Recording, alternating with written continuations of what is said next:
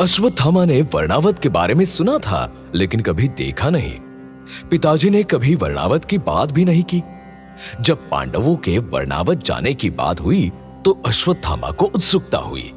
महाराज धृतराष्ट्र ने उसे ही पांडवों और उनकी मां कुंती को हस्तिनापुर की सीमा तक विदा करने की जिम्मेदारी दी थी। अश्वत्थामा ने उन्हें विदा भी किया, लेकिन उनसे पूछा नहीं कि वो वर्णावत क्यों जा रहे हैं। जब उन्हें विदा करके लौटा तो पिता द्रोणाचार्य से पूछा। उन्होंने बताया कि वर्णावत भगवान शिव के नाम पर बसाई गई नगरी है, जहां शिव भक्तों का भारी मेला लगता है। ये सब जानकर अश्वत्थामा वर्णावत के प्रति आकर्षित हुआ। वो खुद शिव भक्त था तो घूमने की योजना बनाई। आचार्य द्रोण ने भी सहमति दे दी, लेकिन पता नहीं कैसे दुर्योधन को ये खबर मिली और वो अश्वत्थामा के पास आया। उस समय अश्वत्थामा भगवान शिव की पूजा कर रहा था।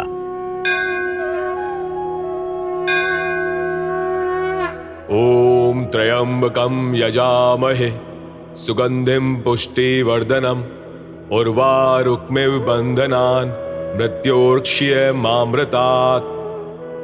ओम नमः शिवाय, ओम नमः शिवाय। अश्वत्थामा, तुम इस समय पूजा? हाँ, वर्णावत जाने का मन हुआ तो प्रस्थान के पहले पूजा कर ली। सुना है वर्णावत में भगवान शिव की भव्य पूजा होती है। शिवोत्सव होता तो है पर अभी नहीं। मेला भी लगता है, भक्तों की भीड़ होती है। ये सब तो ठीक है, पर अचानक वर्णावत जाने की योजना कैसे बना ली? अचानक नहीं मित्र, पांडवों को विदा करने गया तो मेरा भी मन हो गया, और मन पर किसी का वश तो है नहीं। ये तो भगवान शिव की प्रेरणा है। इसको हमारी योजना का पता तो नहीं चल गया? ये वर्णावत गया तो हमारी योजना का पता चल जाएगा। इसे अवश्य ही संदेह हुआ है। क्या सोच रहे हो? तुम्हें कुछ कहना तो नहीं है? नहीं, बस इतना ही कि तुम अभी वर्णावत मत जाओ। पांडव अपनी माता के साथ गए हैं, वो लौट आए तो हम साथ चलेंगे। महादेव का आशीर्वाद मुझे भी लेना है। और इस तरह अश्वत्थामा वर्णावत जाते जाते रह गया। दुर्योधन ने जिस तरीके से उसे मना किया, उससे अश्वत्थामा को संदेह हुआ। यह पहली बार था जब दुर्योधन खुद अश्वत्थामा से मिलने आया।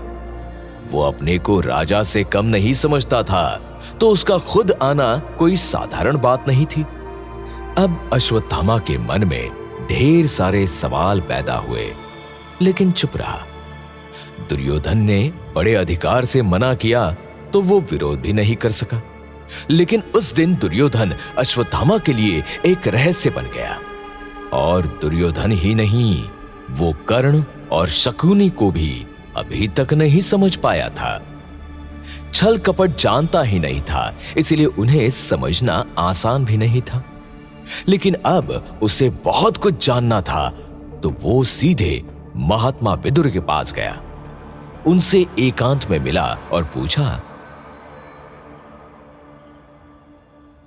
महात्मा विदुर को द्रोण पुत्र अश्वत्थामा का प्रणाम।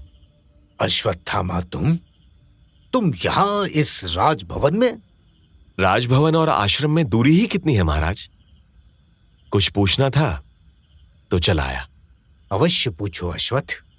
मुझे लगता है पांडव वर्णावत स्वयं नहीं गए, उन्हें भेजा गया है। हाँ, ये सच है।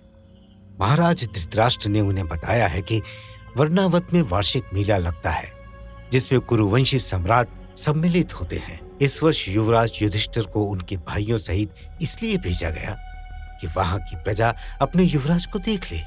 केवल इतनी ही बात नहीं है महाराज विदुर।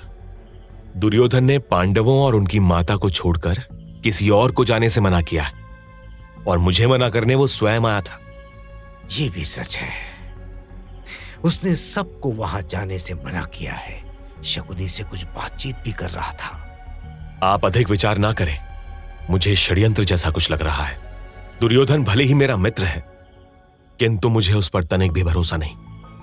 मुझे तो पांडवों के प्राणों पर संकट दिखाई दे रहा है महाराज। मैं देखता हूं, ये सब किसी से बताना नहीं, किसी को तुम पर संदेह नहीं होना चाहिए। और अश्वत्थामा आश्रम लौटा।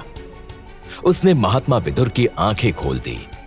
उन्होंने तत्काल अपना गुप्तचर वर्णावत के लिए रवाना किया। कुछ ही दिनों में उन्हें खबर मिली कि पांडवों और मां कुंती के ठहरने का इंतजाम जिस भवन में किया गया है वो लाख का बना है। एक चिंगारी इस भवन को भस्म कर सकती है। अश्वत्थामा का संदेह सच हुआ, लेकिन विदुर ने राज खुलने के डर से उसे भी कुछ नहीं बताया। उन्होंने एक दूत के माध्यम से युधिष्ठिर को कूट शब्दों में संदेश भेजा।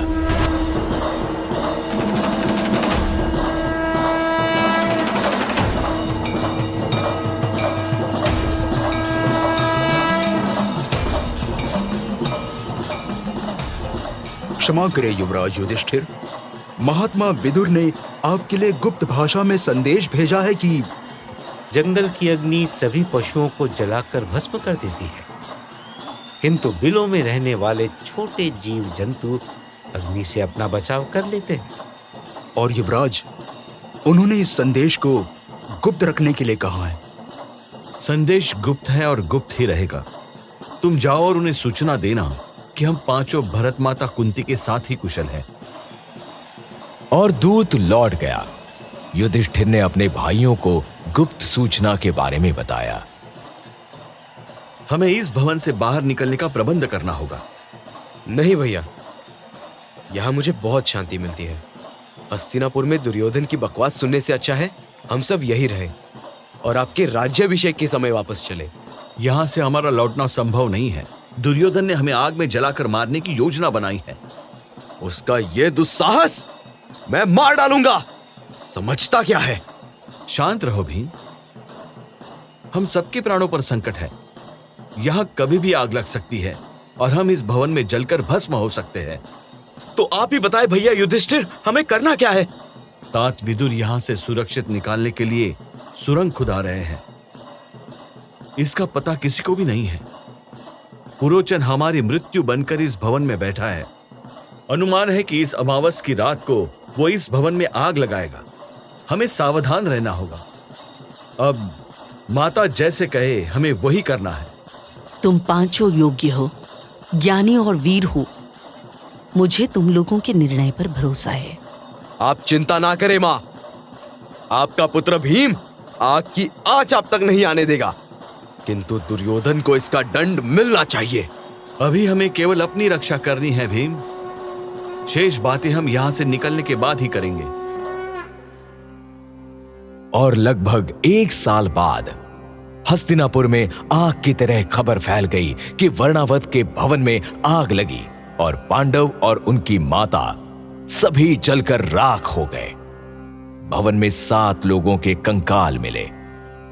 कंकालों से व्यक्ति की पहचान नहीं हो सकी, लेकिन पता चला कि 7 में एक कंकाल धृतराष्ट्र के मंत्री पुरोचन का था। खबर सुनकर अश्वत्थामा के होश उड़ गए। वो इसकी सच्चाई जानने के लिए महात्मा विदुर के पास भागा। तो अश्वत्थामा को क्या पता चला?